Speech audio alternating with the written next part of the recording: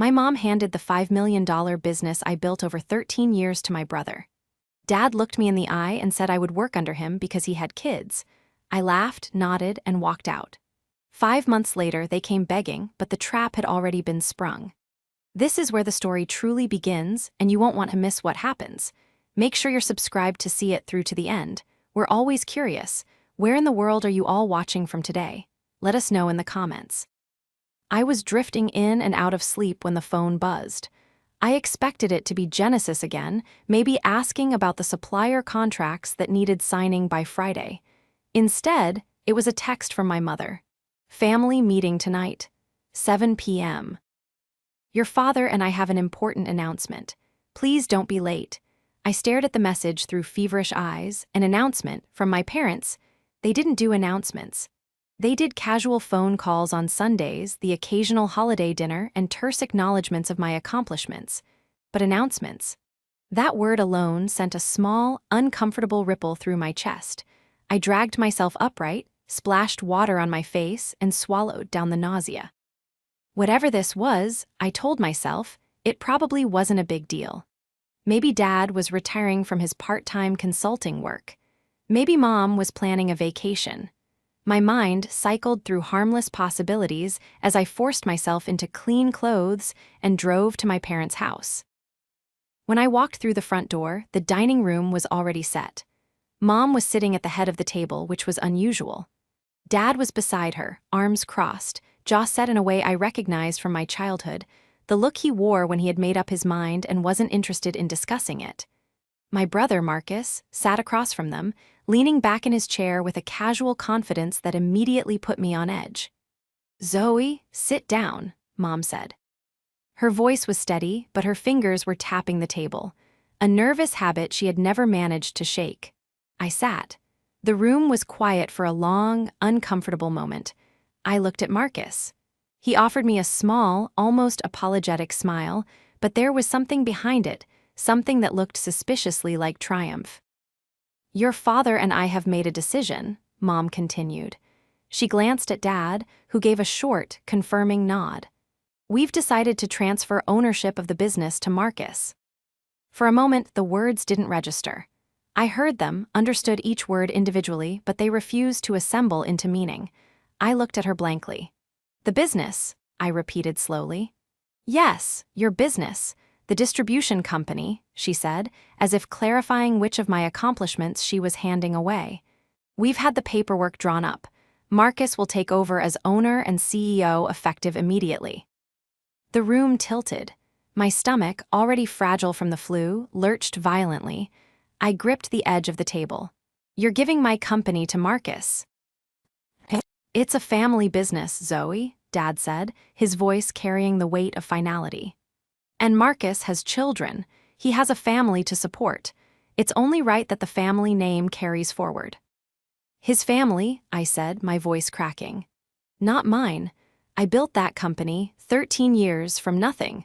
From my apartment kitchen with a laptop and a phone. Every client, every contract, every single dollar of revenue, I earned it." "We know you worked hard," Mom said, and the word but hung in the air before she even spoke it. "But Marcus needs this more than you do.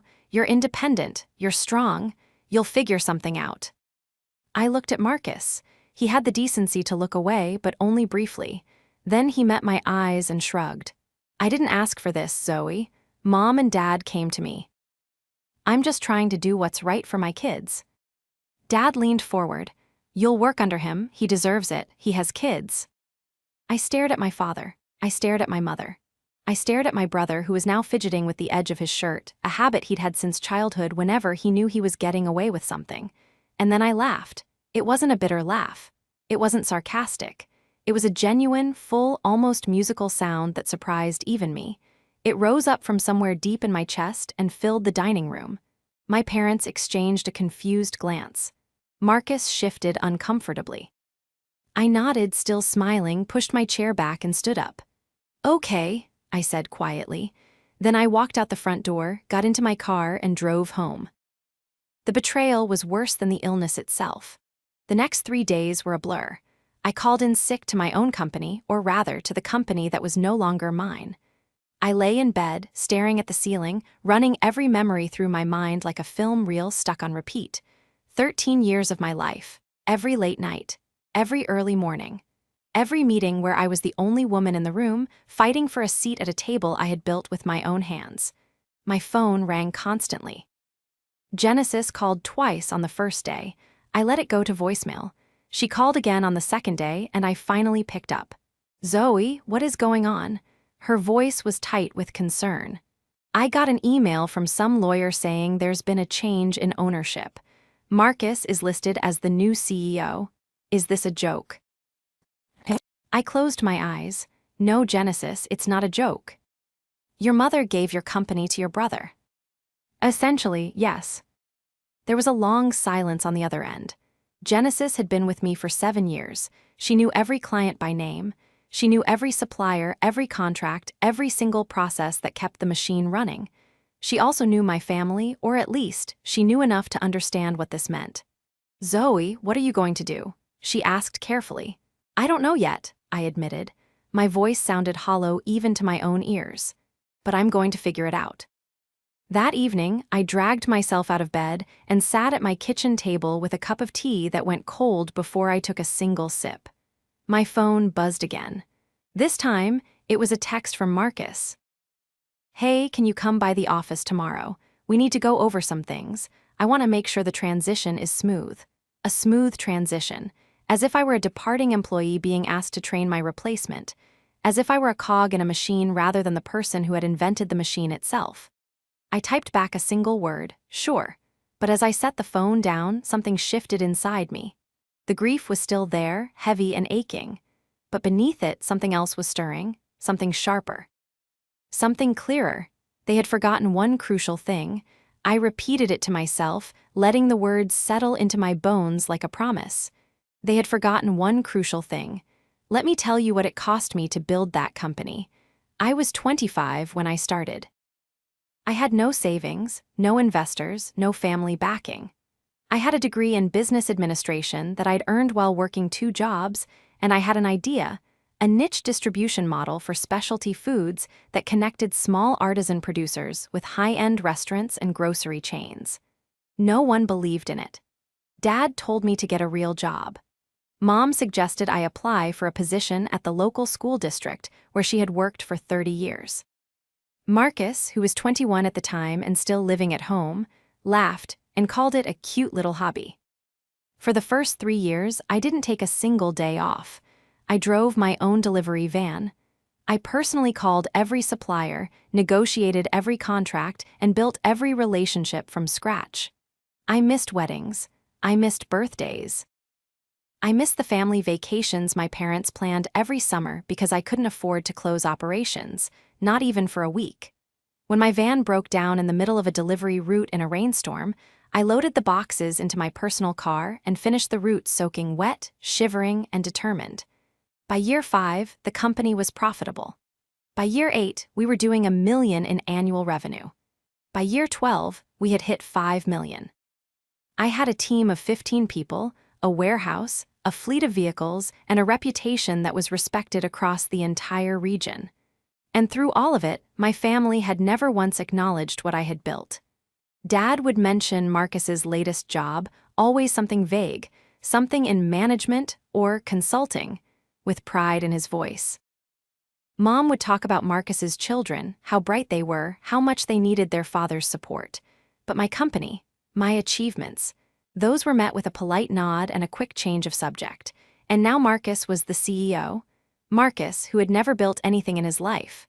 Let me tell you about Marcus. My brother is the kind of person who walks into a room and immediately commands attention. He's tall, well-spoken, with an easy smile and a magnetic personality that draws people in. He has always been the charmer, the one who could talk his way out of anything and into anything. His resume is a patchwork of short stints at various companies, none of which he left on good terms. He spent 2 years at a marketing firm before being let go over budget concerns. He tried his hand at real estate for 18 months, but the deals seemed to always fall through. Most recently, he had been doing something he called business consulting, though no one in the family could ever quite explain what that meant. But Marcus had something I didn't have, at least in my parents' eyes. He had 2 children, Aiden, who was 6, and little Mila, who had just turned 3. His marriage to his wife, Jenna, was strained, though they kept up appearances at family gatherings. And my parents, traditional to their core, believed that the family legacy belonged with the son who could pass on the family name. What troubled me most was the way Marcus had looked at me that night in the dining room, not with guilt, not with genuine remorse, but with a quiet, practiced satisfaction, as if he had been waiting for this moment his entire life. He had always believed he deserved what I had earned, and our parents had spent decades confirming that belief. But they had all forgotten one crucial thing. They thought the company was the building, the name, the paperwork. They thought handing Marcus a title was the same as handing him a business. They didn't understand, not my parents, and certainly not Marcus, that the company wasn't the warehouse or the fleet or the letterhead. The company was me. The relationships were mine. The trust was mine. The knowledge was mine. And I could take all of it with me the moment I walked out that door. I just needed to be smart about it. The morning after my realization, I woke up with a clarity I hadn't felt in days. The grief hadn't disappeared. It was still there, sitting heavy in my chest like a stone, but it had been joined by something else, something purposeful. I got out of bed, made coffee, and sat down at my laptop with a notepad beside me. I started writing. Not a journal entry, not a complaint, a strategy. First, I listed everything that made the company function. The supplier relationships, every single one of those had been built by me, face to face, over years of trust and consistency. The client contracts, most of them had personal clauses, handshake understandings, and loyalty terms that existed only because of my word. The operational knowledge, how to time the deliveries, how to manage inventory turnover, how to handle the seasonal fluctuations, none of that was written down in a manual. It lived in my head and in Genesis's head. The warehouse lease. It was in the company name, yes, but it was up for renewal in 4 months, and I was the only one who had the relationship with the property owner. The fleet financing, personally guaranteed by me. The business credit lines, tied to my personal credit score, not Marcus's. I stared at the list and felt a calm, deliberate power settling over me.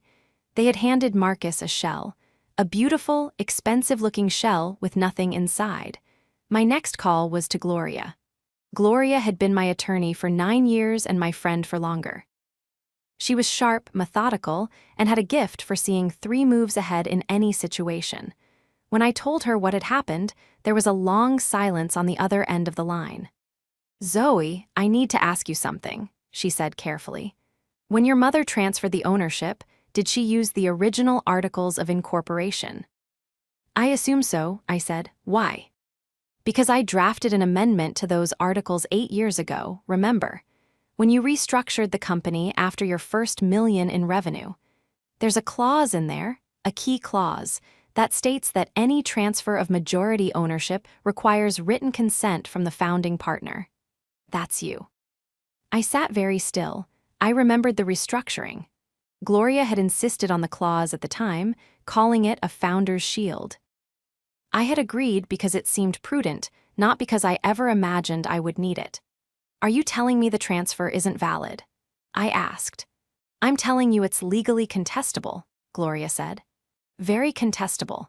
If your mother and her attorney didn't review the amended articles carefully, and most people don't when they're acting on emotion rather than due diligence, then they likely executed the transfer based on the original, unamended documents. Which means the transfer of ownership to Marcus is legally defective." I closed my eyes and let out a long, slow breath.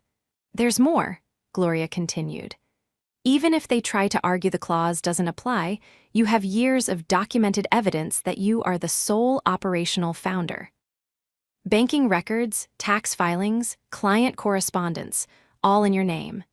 No court would look at that and conclude Marcus has any rightful claim to ownership." "So what do we do?" I asked.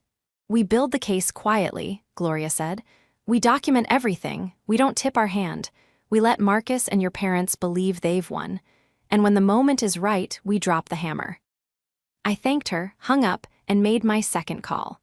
This one was to William, my uncle, my father's younger brother.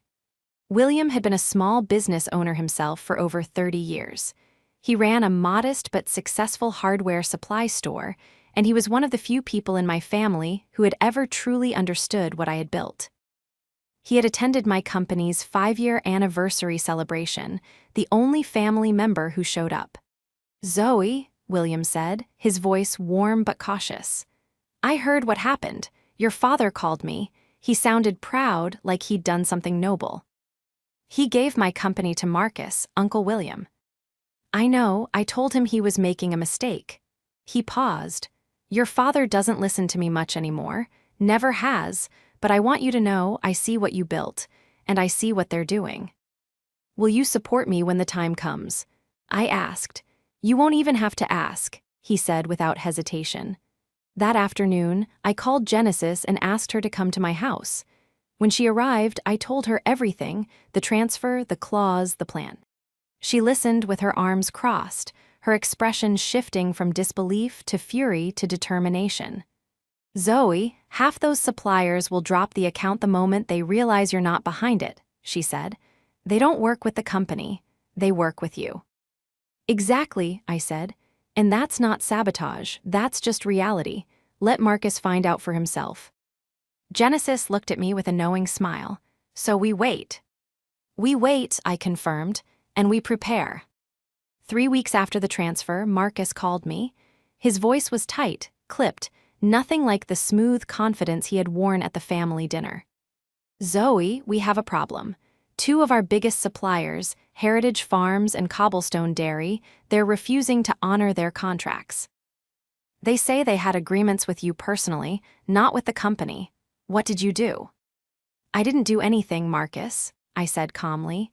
"Those relationships were built on personal trust. They've never met you. They don't know you. That's not something I can fix for you over the phone." There was a sharp intake of breath on the other end. "Well, I need you to fix it. Come in, make some calls, smooth things over. That's your job now." "My job," I repeated flatly. "Dad said you'd be working with me, under me. That was the arrangement." I let the silence stretch. Then I said, "Marcus, I haven't signed an employment agreement. I haven't agreed to any arrangement. Mom and Dad made a decision about ownership. They didn't make a decision about my labor." "What is that supposed to mean?" He snapped. "It means I'm under no obligation to work for you, or for anyone. I wish you the best, Marcus, I really do. But this is your company now. You figure it out." I hung up before he could respond. The next call came from my father. He was not pleased. "Zoe, your brother is struggling. You need to help him. This is family. You don't abandon family." "You gave away my company, Dad. You didn't ask me. You didn't consult me. You didn't even warn me. And now you're asking me to run it for the person you gave it to." "I'm asking you to be reasonable," he said, his voice rising. "He has children, Zoe. He has responsibilities." "And I don't." My voice cracked for the first time. "Because I chose to build something instead of having kids, my work doesn't count. My 13 years don't matter." "Nobody said that," he muttered, but the defense rang hollow. "You said it, Dad. You said he deserves it because he has kids. You looked me in the eye and told me to work under him, so let him figure it out. He deserves it, right?" I hung up. That weekend, I met Marcus at a coffee shop. He had asked for the meeting, and I agreed because I wanted to see something up close, his face when the cracks started to show. He arrived looking polished but tired. His shirt was pressed, but there were dark circles under his eyes. He ordered a black coffee and sat across from me with a folder of papers. "Zoe, I need to be straight with you," he began. "I'm losing clients. 3 restaurants dropped us this week. They said they're following you, wherever you go." "What does that even mean? You're starting something else." I leaned back and studied him.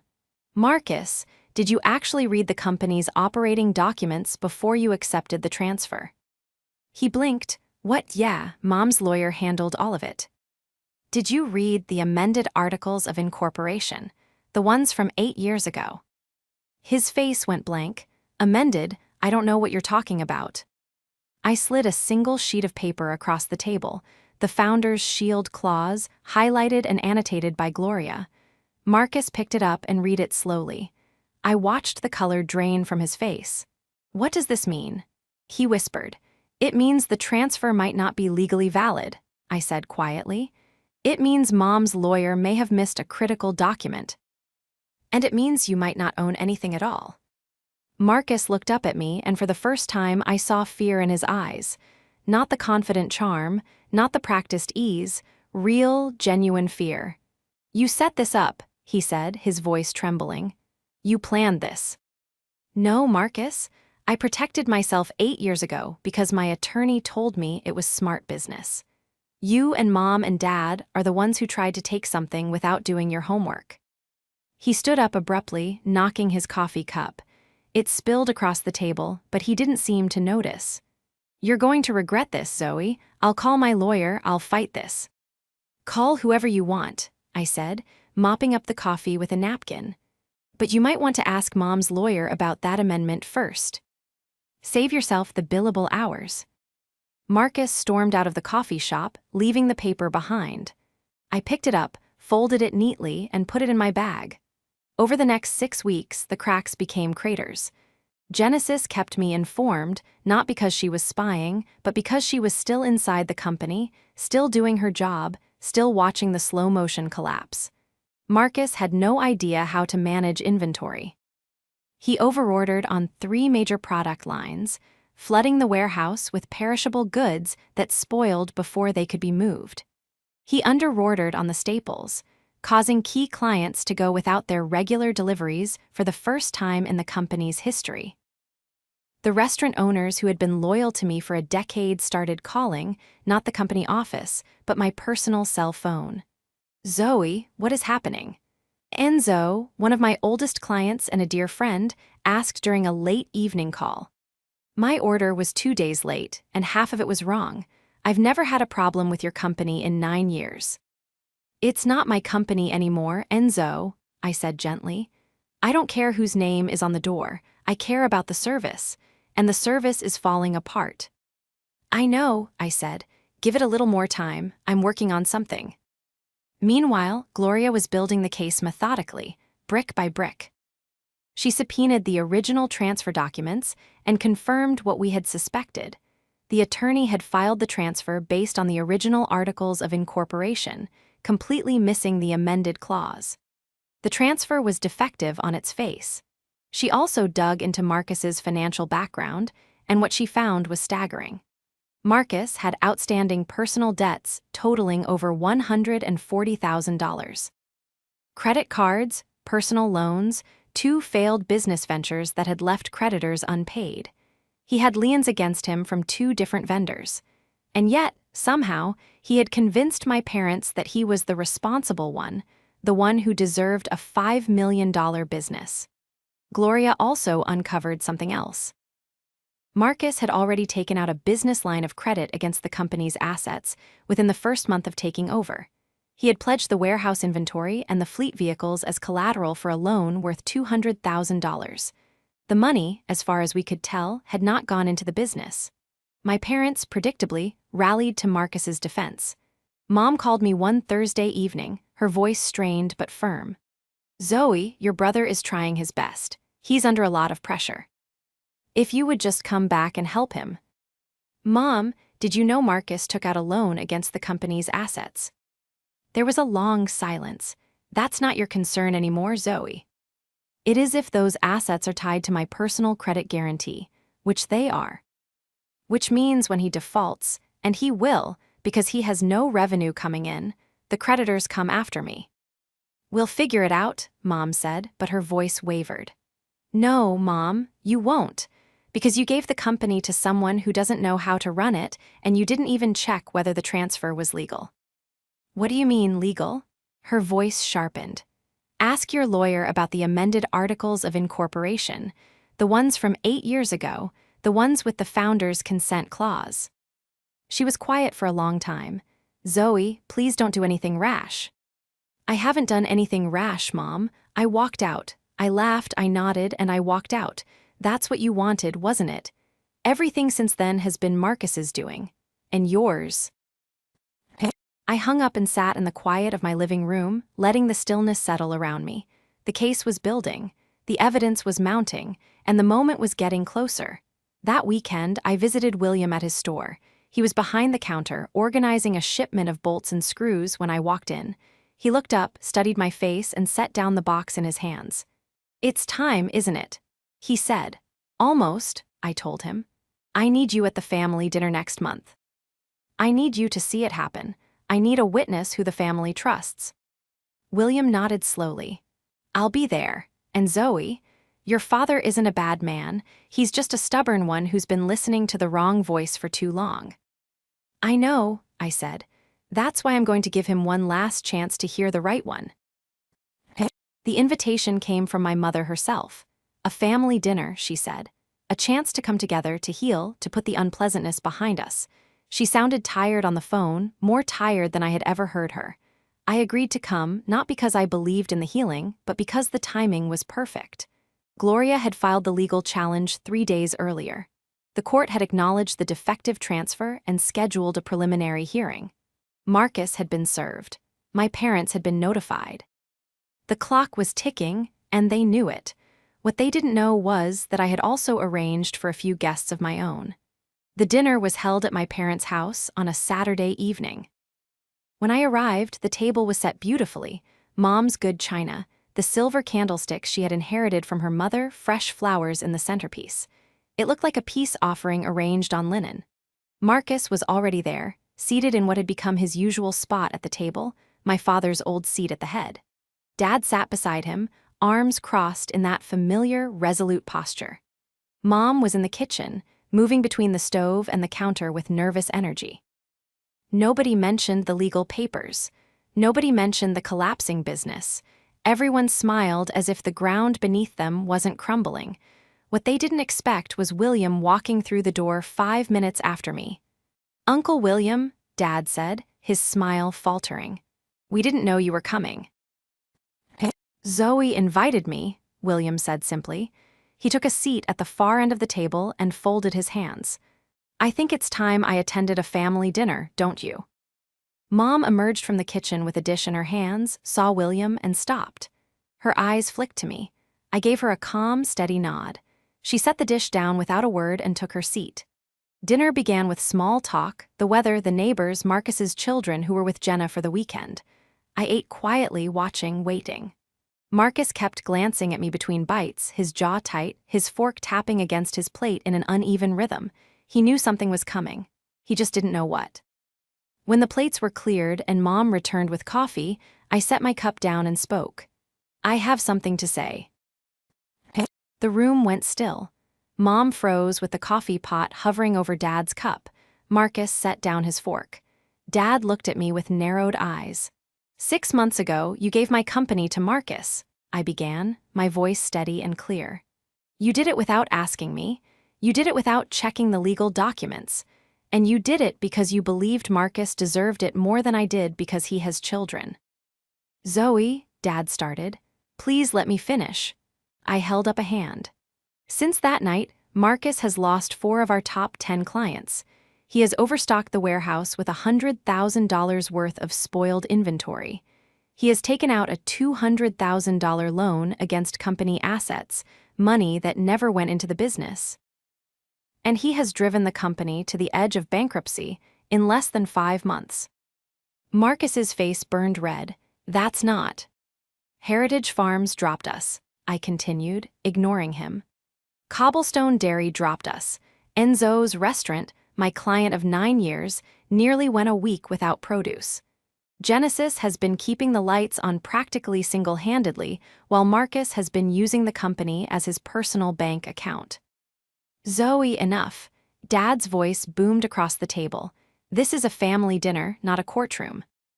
"You're right, Dad. It's not a courtroom. The courtroom comes next week." I reached into my bag and pulled out a folder. Inside were the documents Gloria had prepared: the amended articles of incorporation, the founder's consent clause, the evidence of Marcus's debts, the loan documents, the supplier termination letters. I set them on the table one by one, each page landing with a soft, definitive sound. "The transfer of ownership was never legally valid," I said. Mom's lawyer missed a critical amendment that requires my written consent for any transfer of majority ownership. I never gave that consent. Which means Marcus has never legally owned the company. Every decision he's made, every loan he's taken out, every asset he's pledged, all of it was done under a defective title. Mom's hand went to her mouth. Dad stared at the papers, his face ashen. Marcus sat perfectly still, his eyes fixed on the documents as if they might disappear if he didn't blink. "I didn't sabotage the company," I said softly. "I walked away. The company fell apart because Marcus doesn't know how to run it. Not because I made it fail, but because I was the one keeping it alive and you took me out of it." I looked at my father. "You told me to work under him. You told me he deserved it because he has kids. I don't have kids, so my work doesn't count. Is that still what you believe, Dad? Look at those papers. Look at what he's done in 5 months. And tell me he deserved it." The silence that followed was the heaviest sound I had ever heard in that house. Dad stared at the documents. His jaw worked, opening and closing, as if the words he had relied on for so long had suddenly stopped working. Mom's eyes were glassy with tears she was fighting to hold back. Then William spoke. His voice was quiet but firm, cutting through the stillness like a blade. "I told you this was a mistake, Roberto. I told you years ago that girl had built something special, and you laughed at me. You said family comes first. Well, family is sitting right here at this table, and you gave her away like she meant nothing." Dad's chin dropped to his chest. For a long, agonizing moment, he said nothing. Then he reached across the table and pushed the papers back toward me. "Fix it," he whispered. "Please, Zoe, fix it." Mom broke then. The tears came, rolling down her cheeks in silence. She reached for my hand, and I let her take it. "I'm sorry," she said, her voice cracking. "I'm so sorry, Zoe. I thought I was doing the right thing for the family. I thought." "I know what you thought, Mom," I said gently, "but you need to hear what you did." Marcus pushed his chair back and stood. He looked around the table at his parents, at his uncle, at me, and for the first time in his life, he had no charm left to deploy.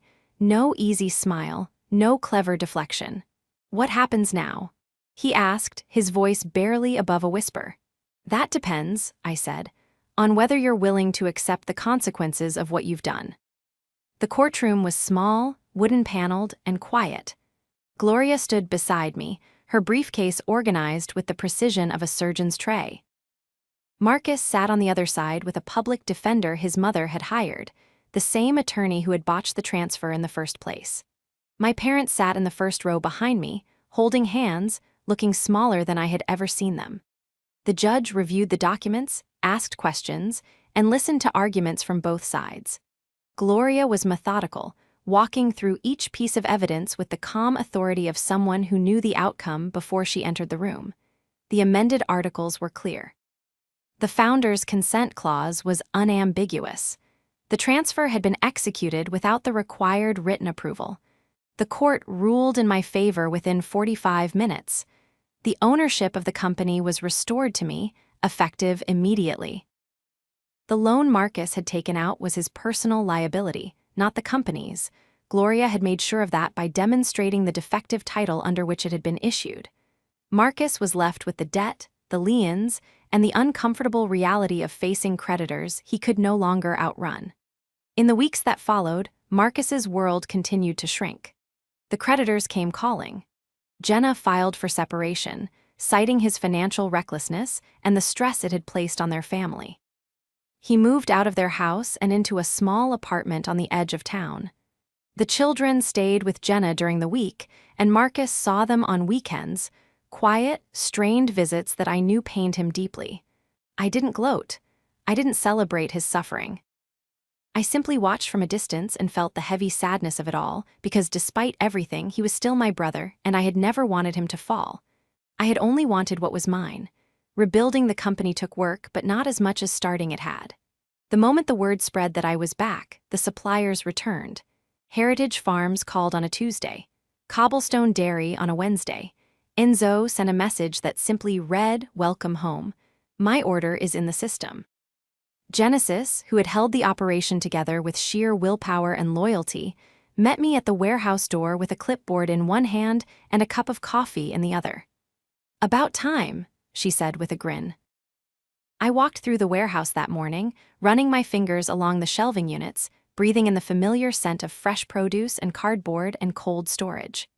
The team was smaller now. Some had left during Marcus's tenure, unable to tolerate the chaos, but the ones who remained looked at me with a relief that was humbling. Gloria helped me restructure the company with ironclad protections, new articles of incorporation, new operating agreements, every clause reviewed, every loophole closed. No transfer, no assignment, no change of ownership could ever happen again without my explicit, notarized, legally bulletproof consent. My father came to see me 3 weeks after the ruling. He arrived at the warehouse alone, hands in his pockets, looking like a man who had aged 5 years in 5 months. He stood in the doorway for a long time before stepping inside. "Zoe," he said, "I don't deserve to ask you this, but I'm asking anyway." I set down my pen and looked at him. "Can you forgive me?" I studied his face, the deep lines around his eyes, the tremor in his jaw, the way his shoulders curved inward under the weight of what he had done.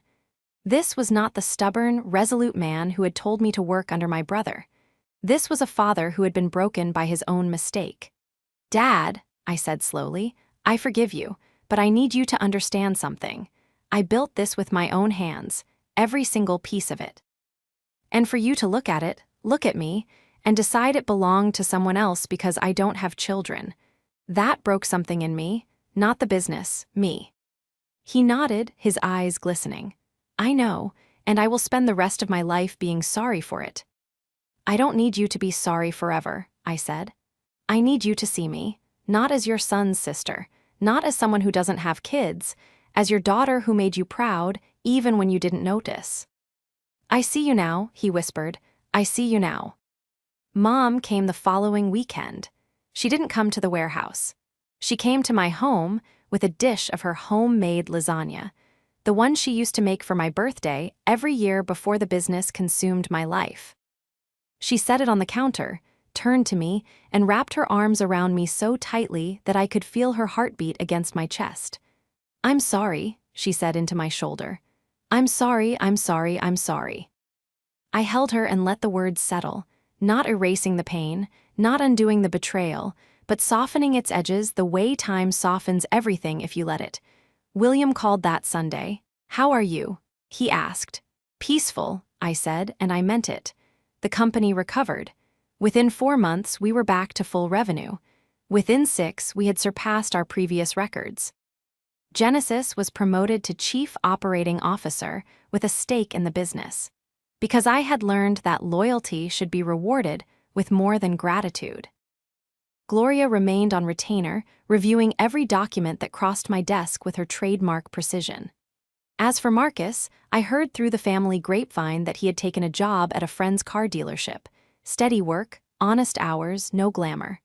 I didn't reach out, not then. But I sent a gift for Aiden's 7th birthday through my parents, and I signed the card from Aunt Zoe. Because he was a child, and he had never asked for any of this. And because despite everything, I still believed in family, just not at the expense of everything I had built. I stood in the warehouse one evening, long after everyone had gone home, and looked around at the shelves, the forklift, the cold storage units humming quietly in the dark. 13 years, lost and reclaimed, broken and rebuilt. Mine.